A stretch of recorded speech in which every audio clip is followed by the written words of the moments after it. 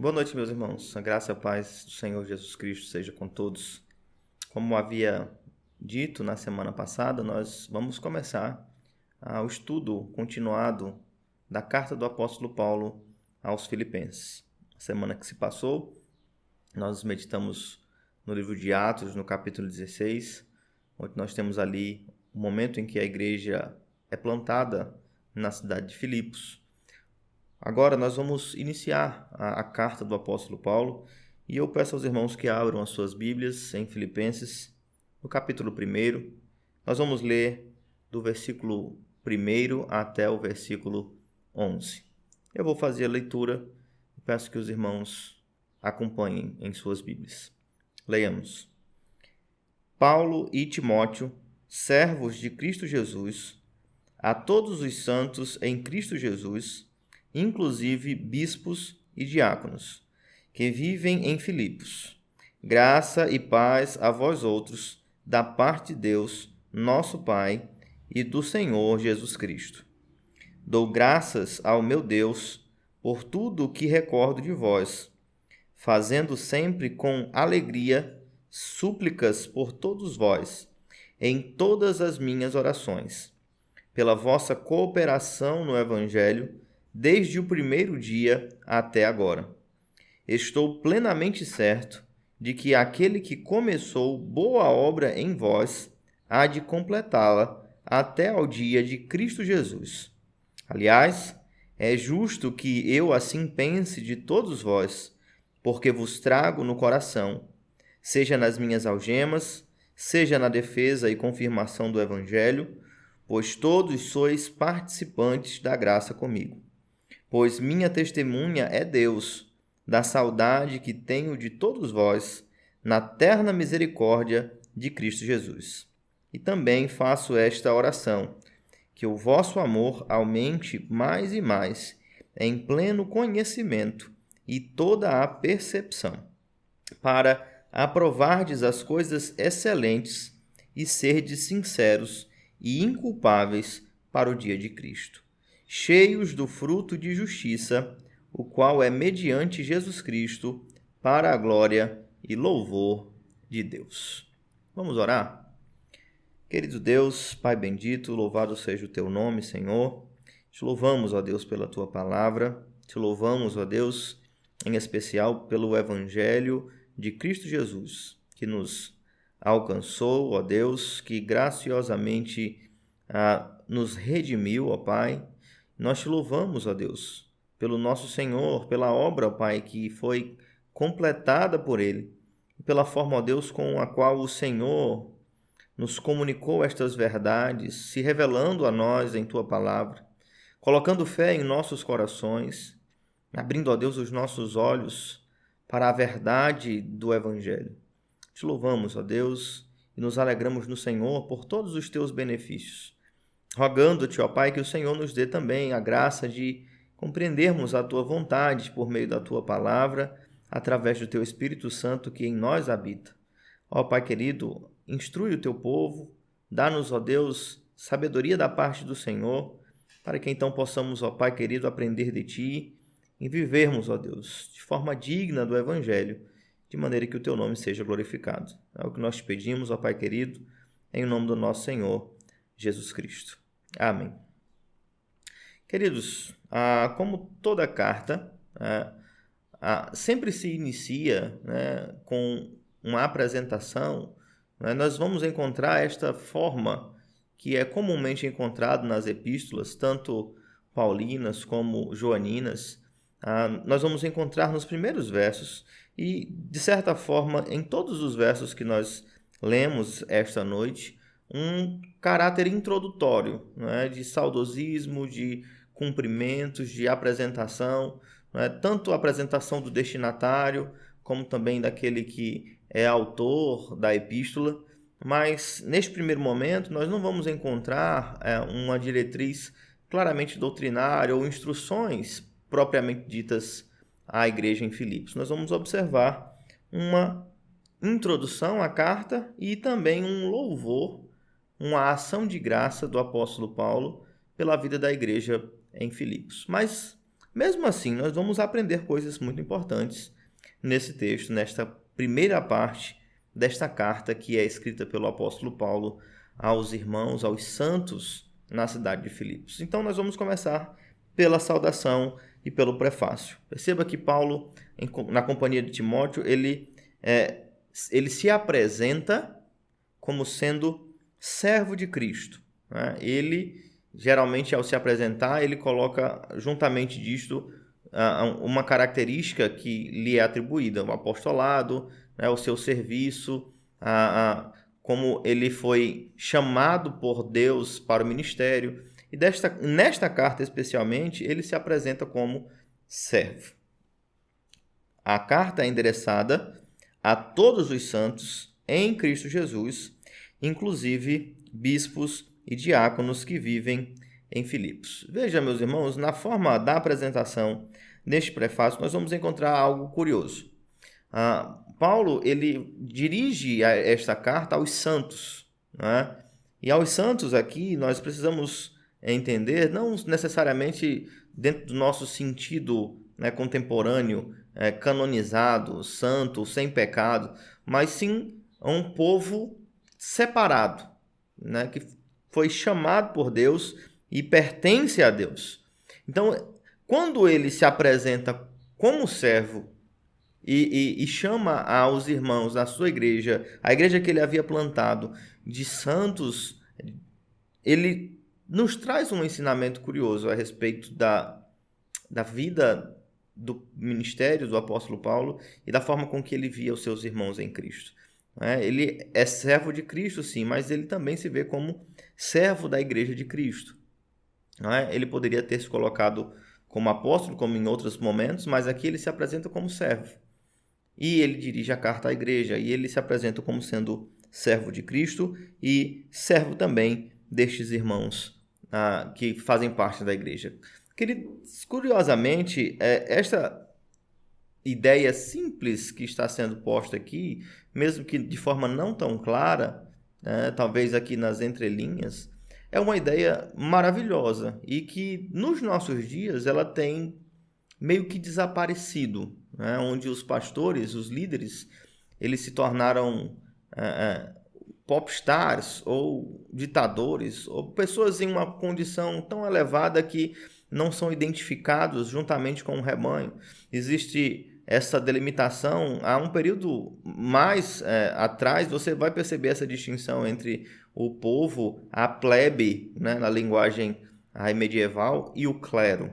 Há uma distinção social, inclusive, entre o sacerdócio e aqueles que fazem parte da igreja. Como se uns fossem dotados de maior privilégio e outros não fossem dotados deste mesmo privilégio. Na Igreja de Cristo, o apóstolo Paulo, ao se apresentar dessa forma, ele vai colocar uma ideia bela, e é uma ideia cristã, porque percebe-se no ensino do próprio Cristo, de que aquele que quer ser o maior no reino dos céus, ele precisa ser o menor e o servo de todos. Aqueles aos quais o Senhor chamou para o ministério, chamou para pregar o evangelho, para dirigir, porque nós não negamos que o Senhor tenha estabelecido liderança sobre a sua igreja, isso é claro nas Escrituras Sagradas, mas estes homens, eles não foram chamados para serem bajulados e servidos de certa forma. Certamente eles precisam ser suportados e assistidos, mas eles não são senhores sobre o rebanho. Eles são servos do Senhor a serviço do rebanho. Isso não significa que eles não tenham honra e que eles não tenham autoridade, mas nós precisamos ser prudentes na forma com a qual usamos a nossa autoridade. Nós fomos chamados, especialmente os ministros, os bispos, para servir a Deus e cuidar do seu rebanho. Não com mão de ferro, mas com um cajado, sim. O cajado que vai advertir, mas que vai conduzir o caminho e vai apresentar boas pastagens.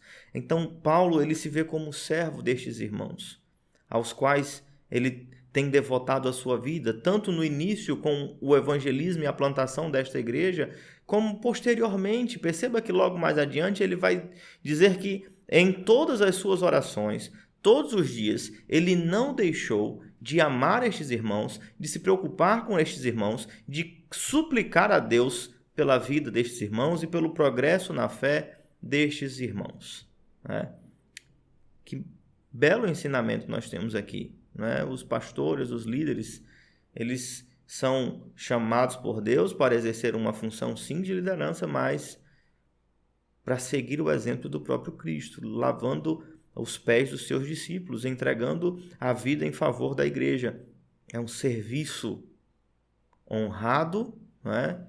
Sabemos que quem almeja o episcopado, excelente obra almeja, mas é um ministério excelente para servir, para doar-se, para gastar-se em favor do povo de Deus. E isso é maravilhoso. Não podemos ver isso como sendo algo ruim, porque é o que Cristo faz ao entregar-se em favor da sua igreja, ao executar o seu trabalho, sendo submisso ao Pai para purificar o seu povo. E, lembrando do exemplo de Cristo, nem sempre este povo é favorável, nem sempre o rebanho é um rebanho que tem essa bela relação como o apóstolo Paulo tem com a igreja em Filipos.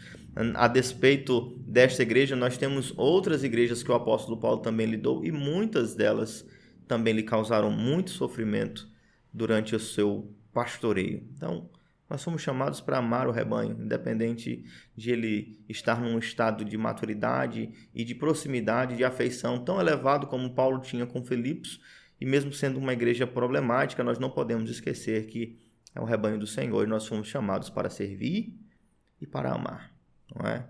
Que o Senhor nos ajude os homens que Ele chamou a cuidar do rebanho, a dedicar-se ao rebanho, a amar o rebanho como de fato devem, como de fato precisam fazer.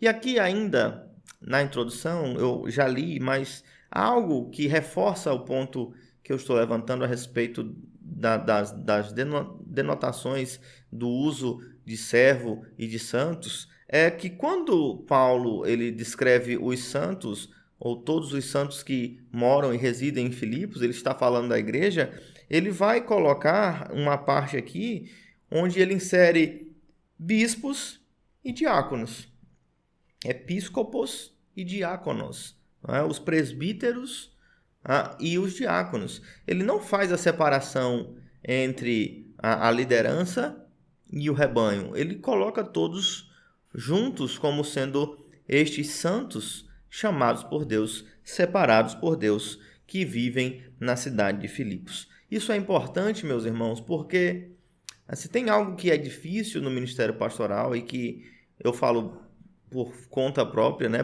coisas que eu mesmo tenho constatado, é essa separação que há entre presbíteros e irmãos. Em que sentido separação?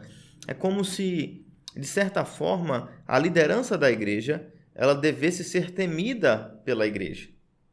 Talvez você nunca tenha parado para pensar nisso, mas sempre que nós temos alguma dificuldade, algum problema, ou tropeçamos em alguma coisa, a última pessoa que pode saber ou descobrir a respeito do que tem acontecido em nossas vidas são o pastor e os presbíteros. Essa, terrivelmente, tem sido a mentalidade de grande parte do rebanho. Quando eles tomam ciência de que de fato algo tem acontecido na vida do rebanho, é porque o problema ele já está em uma situação tal que ele tornou-se público, não é? Que todo mundo sabe e, inevitavelmente, os presbíteros e o pastor acabam sabendo também. Não deveria ser assim. Não é? O ministério, tanto diaconal como o presbiteral, de liderança, de cuidado, de pastoreio, né? E o diaconal, de assistência, de cuidado, eles foram instituídos por Deus para o bem do povo de Deus, para o benefício da igreja e não para o contrário. Então eu acredito que sim, é uma questão de entendimento, de maturidade, de podermos contar com o cuidado daqueles homens que o Senhor colocou sobre as nossas vidas e crer que o Senhor tem muito a nos abençoar por meio da vida da liderança das nossas igrejas.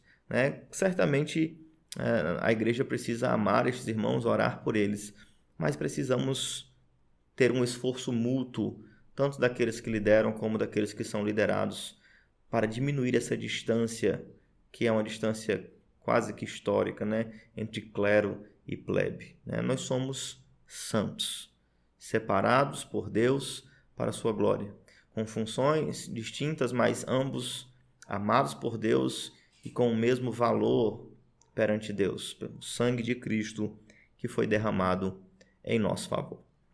E aí Paulo dá seguimento à introdução da sua carta em aqui uma ação de graça, um louvor. Né? Ele diz: dou graças a meu Deus por tudo o que recordo de vós, fazendo sempre com alegria súplicas por todos vós em todas as minhas orações. Perceba a gratidão do apóstolo Paulo pela vida daquela igreja. É uma igreja que ele plantou, é uma igreja que, como os irmãos se recordam do domingo que se passou, foi o próprio Deus que, em forma de visão, dirigiu o apóstolo Paulo para a plantação desta igreja na Macedônia, na cidade de Filipos. Quando ele tinha a intenção de estar indo à Ásia, o Senhor o direcionou para a cidade de Filipos e lá, prontamente, o Senhor abriu os olhos, o Senhor libertou pessoas que eram escravizadas, famílias se entregaram a Deus por meio da pregação da palavra, por intermédio do apóstolo Paulo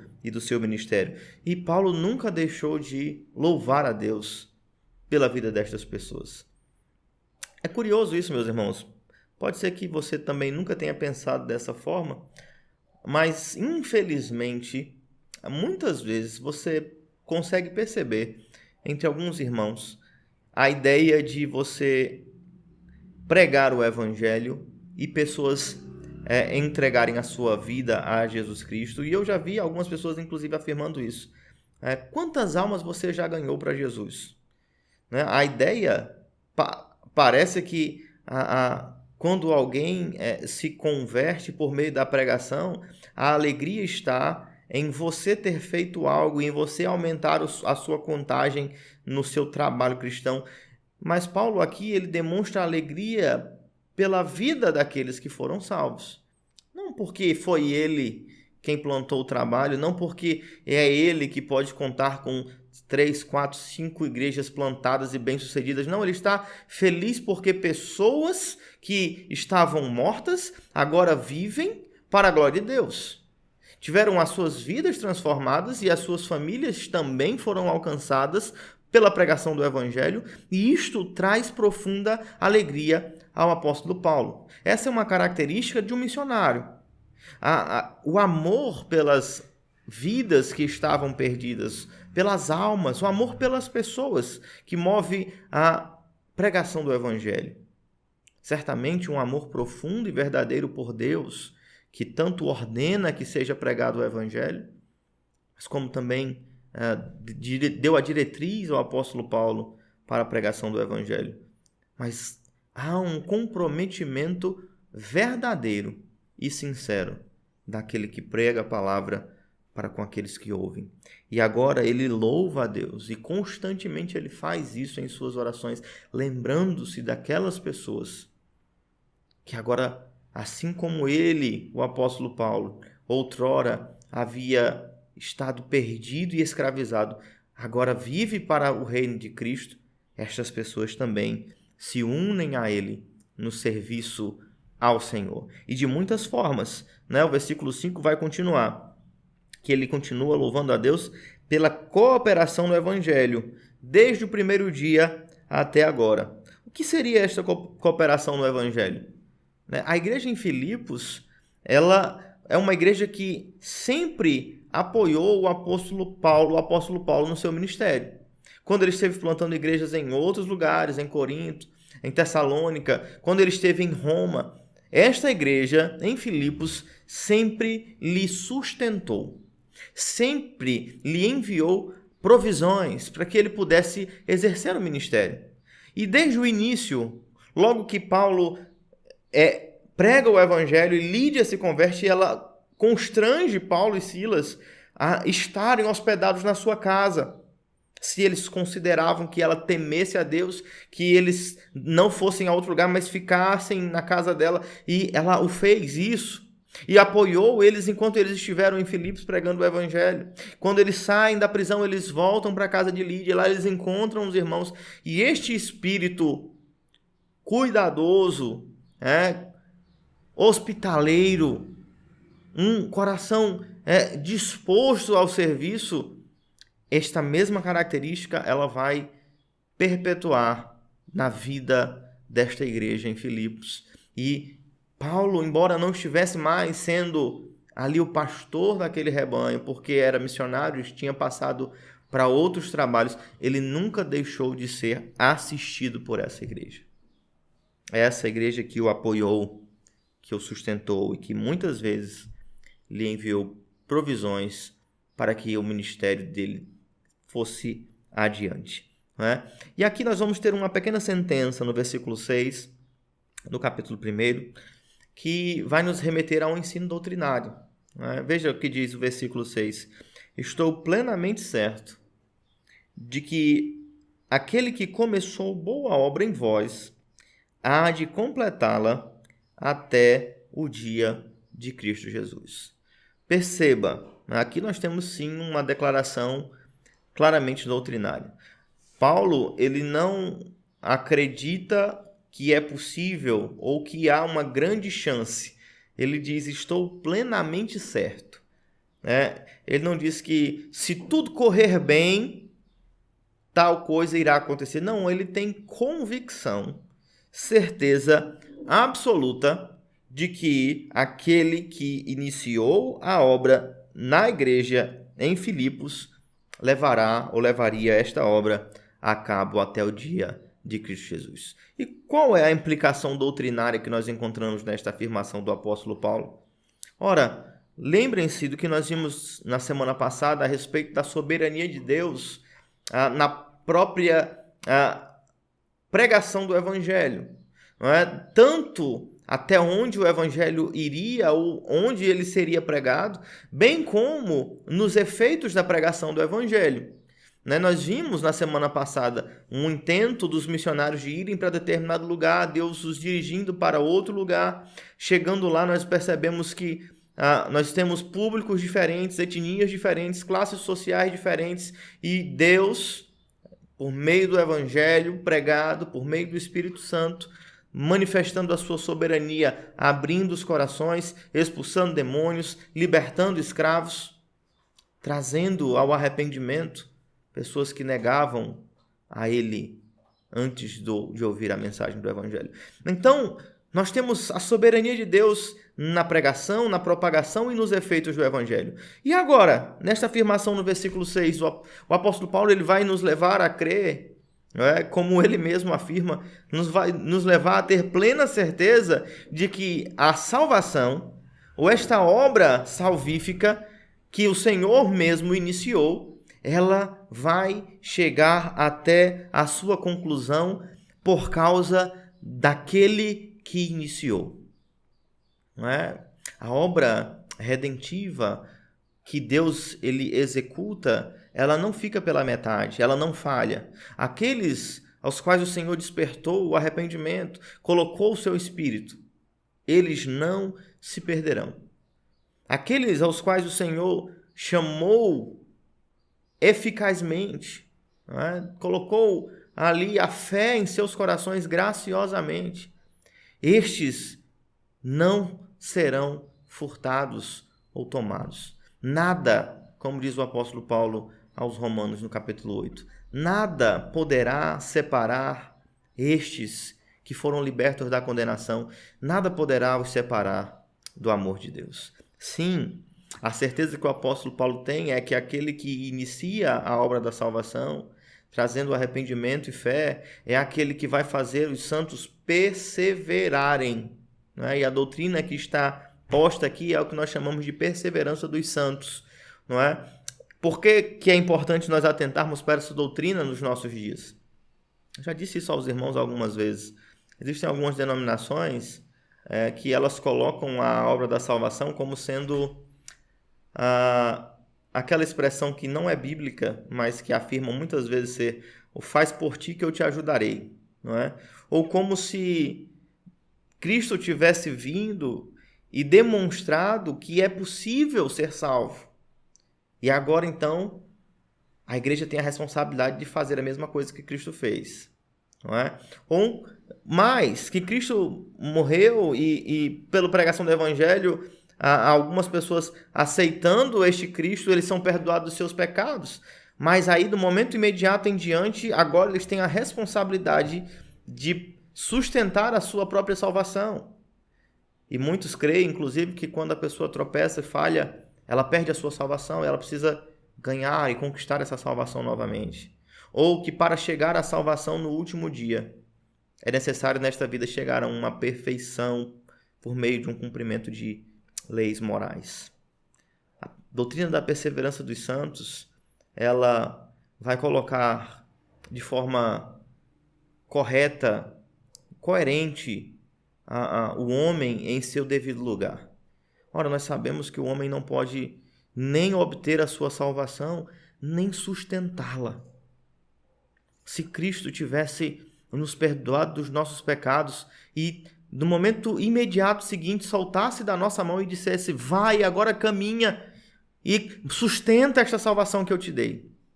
Sabemos, e todo cristão que tem os seus olhos abertos pelo Espírito Santo tem plena convicção de que não pode permanecer sem pecado. Paulo vai deixar isso claro. Ele fala sobre isso, sobre a luta de todo homem, a lei do pecado que habita na carne. Então nós cremos na doutrina da perseverança dos santos que aquele que iniciou a boa obra, o Pai, que nos abriu os olhos quando nós estávamos mortos, que nos deu vida, que nos redimiu, que nos dá os benefícios e nos concede os benefícios de Cristo, é Ele mesmo quem há de sustentar a fé que Ele nos deu. Pastor, então quer dizer que se eu for salvo, aí é só relaxar, porque agora Deus me salvou, eu não fiz nada, e Ele vai me manter salvo sem que eu precise fazer nada. Não é isso. Tá? Essa é uma interpretação equivocada. Nós sabemos que quem nasceu de novo, ele não é mais escravo do pecado, ele busca a glorificar a Deus na sua vida, ele dá evidências de sua salvação. Mas o que não acontece é que aquele que nasceu de novo, ele sustente a sua própria salvação, ele contribua para a sua própria salvação, seja ele, ou esteja nele o poder para manter e sustentar esta salvação. É nisto que nós não cremos. Nós cremos que o Espírito Santo foi dado àqueles que nasceram de novo e que o próprio Deus há de fazer os seus filhos perseverarem, sim, por meio de muito esforço, por meio de lágrimas, por meio de sofrimento muitas vezes, mas não pelas nossas próprias forças. Se fosse somente pelas nossas próprias forças, nós não suportaríamos. É por isso que Paulo tem certeza numa conclusão que é executada por aquele que inicia. Ele vai colocar toda a obra da redenção como tendo um único autor, desde o início até o final. Desde o arrependimento para a vida, até o chamamento eficaz, até a justificação, até o último estágio, a glorificação. Deus é quem sustenta e conduz o seu povo. Sem a presença do Espírito Santo de Deus, sem a sua intervenção no seio da igreja, nós não poderíamos garantir a nossa própria permanência em um estado de graça. Deus não é aquele Deus distante que salva e se ausenta. Ele está conosco, Ele nos dá o seu Espírito. Ele caminha conosco, Ele nos alimenta, Ele nos sustenta, Ele nos dirige, Ele nos faz perseverar. Este é o Deus soberano que salva e que permanece cuidando do seu povo. Nós cremos nisso. Esta é a doutrina posta neste verso. Não é? E Paulo vai deixar claro que não poderia pensar de outra forma destes irmãos, isso no versículo 7, porque ele tinha estes irmãos no seu coração. Ele amava aquela igreja. Ele amava aquele povo que foi redimido por Deus. Veja, é um povo que ele não conhecia anteriormente, mas ele nutre um amor por estes irmãos, e se você percebe a descrição deste amor, no final do versículo 8, ele vai dizer da saudade que tem. Olha, ele vai dizer no versículo 8, Deus é minha testemunha da saudade que tenho de vós na terna misericórdia de Cristo Jesus. Ele está dando a entender que o amor que ele tem por estas vidas se assemelha ao amor que o próprio Cristo tem pelo seu rebanho. Não é? E aqui não é uma questão de eles se conheciam desde a infância, ou eles tinham muitas coisas em comum. Não, ele os ama porque são povo de Deus. E aqui há algo muito importante para nós pensarmos enquanto igreja. Né? Certamente, observando o viés do apóstolo Paulo, enquanto ministros também. Ora, meus irmãos, nos nossos dias é comum, e eu temo que isso aconteça, mas eu sei que acontece, que ministros eles olhem para a igreja local apenas como um instrumento de trabalho, ou olhem para a igreja local apenas como mais uma igreja onde ele tenta executar o seu ministério e que de onde ele recebe obtém o seu sustento. Isso acontece. Há quem use igrejas, inclusive, como trampolins para ir para outro lugar, para conseguir outra coisa. Que não há um envolvimento real, sincero com o rebanho. Não há um desejo profundo, não há, como diz o próprio apóstolo Paulo, saudade destes irmãos.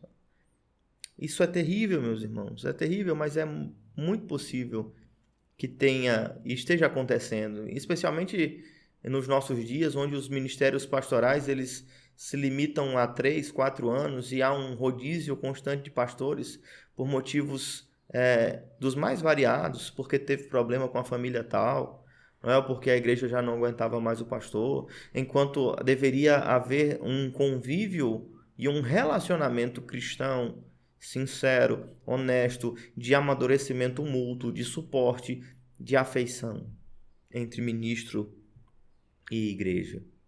E eu falo isso também dentro do próprio rebanho. Não é? Olhe para a sua igreja local. Olhe para as pessoas com as quais você congrega.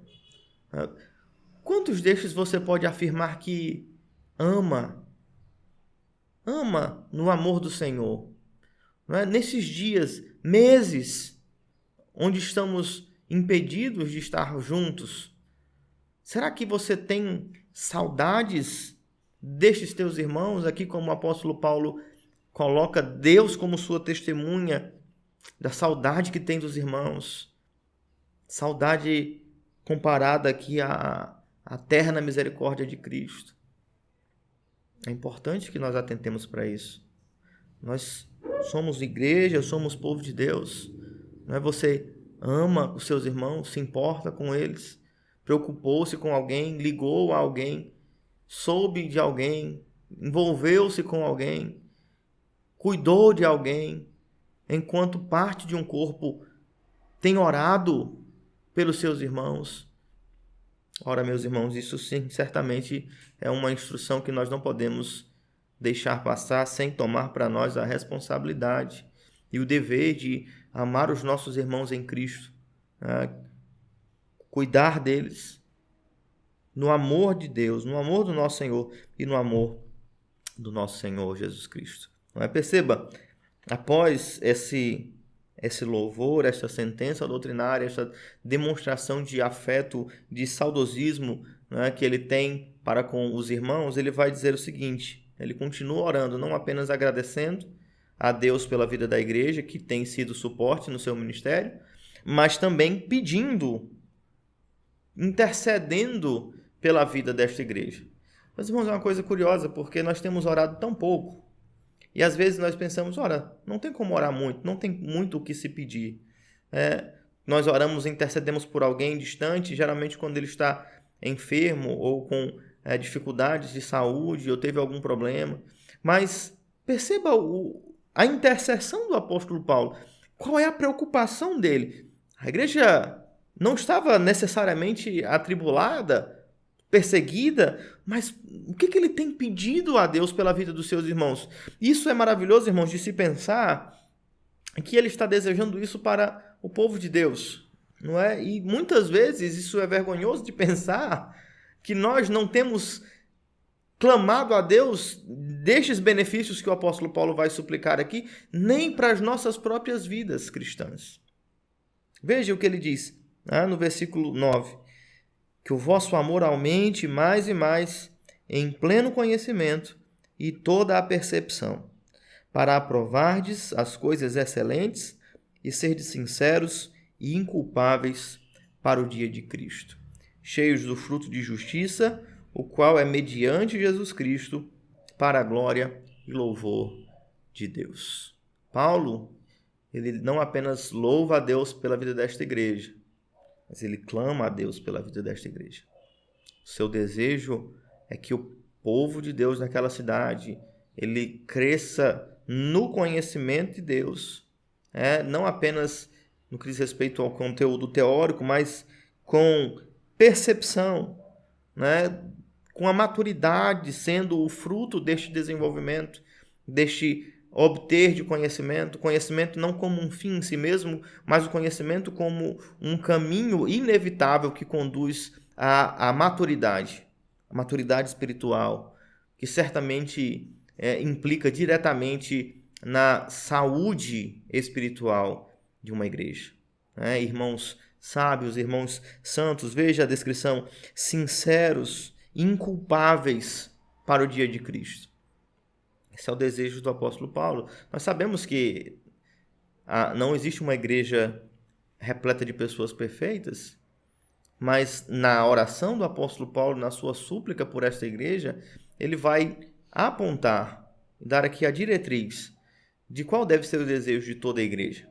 Mesmo sendo uma igreja repleta de santos que cometem pecados, santos que foram separados, que foram perdoados, que foram justificados, muito embora ainda lutem contra os seus pecados, eles não podem deixar de desejar crescer no conhecimento do Senhor, ser aperfeiçoados para o dia de Cristo, que as evidências desta conversão elas sejam manifestas pelos frutos de justiça, que são essenciais e são parte que faz demonstra, na verdade, que de fato é o Evangelho de Cristo que tem sido pregado, que de fato é o Evangelho de Cristo que habita os corações. Os frutos de justiça, eles são inevitáveis, inseparáveis de um novo nascimento. E Paulo deseja que estes irmãos, eles cresçam no conhecimento e deem frutos por meio de Cristo e para a glória e o louvor de Deus. Aqui ele aponta para a diretriz da igreja, do próprio povo de Deus. Nós sabemos que logo mais ele vai começar a falar de questões mais doutrinárias, problemas contra falsos ensinamentos, mas desde já ele louva a Deus porque o evangelho chegou até esta igreja e porque esta igreja abraçou o evangelho e tem vivido este evangelho. Mas ao mesmo tempo em que ele louva a Deus porque o evangelho ele alcançou estas pessoas nessa cidade, ele clama a Deus que esta igreja ela amadureça, ela cresça, ela se desenvolva, ela manifeste os frutos de Cristo Jesus e, por fim, esta igreja glorifique a Deus. O desejo do apóstolo Paulo deve ser também o nosso desejo, irmãos. Perceba que há aqui uma progressão. Eles foram alvos da mensagem do evangelho e eles receberam esse evangelho. E desde o início eles apoiaram o ministério do apóstolo Paulo e Paulo dá graças a Deus porque Deus os alcançou, mas agora ele suplica a Deus que estes irmãos desenvolvam a sua fé, que essa igreja amadureça, que essa igreja glorifique a Deus. Quanto a nós, irmãos, quanto a nós, o nosso desejo sincero é que os nossos irmãos cresçam, é que eles amadureçam, é que eles conheçam a Cristo, que eles amem a Cristo, que eles deem bons frutos, que eles glorifiquem a Deus. Como tem sido a nossa relação com o povo de Deus? Como tem sido a nossa relação com a igreja, com a nossa igreja local? Mas será que nós não fomos enganados no que diz respeito às inúmeras programações, sociedades e etc., desviando as nossas atenções para que nós possamos realizar atividades, preencher calendários, entregar certas quantidades de coisas? E o progresso na fé? E o amadurecimento, nós temos percebido relatórios após relatórios, atividades sendo concretizadas, mas os pastores olham para os seus rebanhos e percebem que eles continuam tropeçando nas mesmas coisas. Eles continuam degladiando-se uns com os outros por questões fúteis. Eles continuam falhando em frutificar para a glória de Deus. Ora, que seja o nosso desejo enquanto igreja, que essa intercessão ela seja pelas nossas próprias vidas, pela nossa própria casa, mas ela se estenda também, seja uma intercessão pelos nossos irmãos e por todo o povo de Deus, por todos os santos, por todos aqueles que foram redimidos em Cristo Jesus. Pense a respeito disso, que nós possamos ainda nos alegrar olhando os nossos irmãos e o seu progresso na fé. Independente da denominação, nós possamos louvar a Deus quando virmos que o Evangelho ele tem transformado vidas e tem produzido frutos dignos e que glorifiquem ao nosso Deus. Meus irmãos? Então, essa é a nossa palavra nesta noite. Semana que vem nós continuamos a partir do versículo 12. Que o Senhor vos abençoe a todos. Vamos orar para encerrar este momento? Querido Deus e Pai, te louvamos, ó Deus, pela Tua palavra, te louvamos, ó Deus, pela igreja a qual nós fazemos parte. Não apenas a nossa igreja local, mas todos os santos, todos aqueles que foram redimidos, que foram amados pelo Senhor, que foram perdoados pelo Senhor. Nós pedimos, ó Deus, que o Senhor nos ajude a olharmos para os nossos irmãos, como Cristo olha para a sua igreja, a amarmos os nossos irmãos, como o Senhor nos amou e como o Senhor instrui que amemos, a desejarmos o progresso na fé, nosso progresso, o progresso do nosso lar, bem como o progresso dos nossos irmãos, para a glória do Senhor, para o bem do teu povo. É certamente ao nosso desejo que Cristo adorne a sua noiva e que ela seja apresentada sem mácula e perfeita no grande dia do Senhor. Misericórdia, ó Deus, das nossas vidas. Tantas e tantas vezes, ó Pai, centrados em nós mesmos, centrados, ó Deus, no que podemos obter, nas coisas que podemos conquistar, e na grande maioria das vezes, ó Deus, em coisas temporais, em coisas materiais.